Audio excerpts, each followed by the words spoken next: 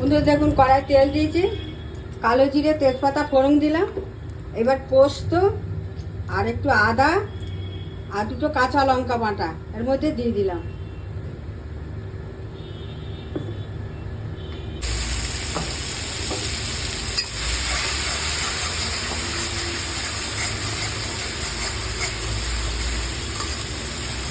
একটু পরিমাণ মতো নুন দিয়ে দেবো,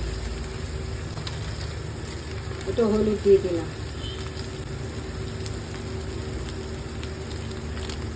একটু জল দিয়ে দিলাম, মশলাটা কষলাম।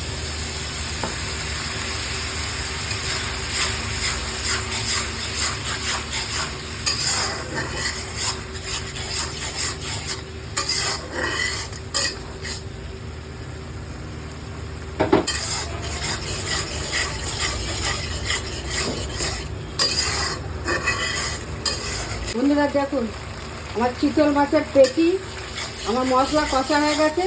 আমি এবার পেটিগুলোকে দিয়ে দেবো, এই পেটিগুলো তুলে দিয়ে দিই।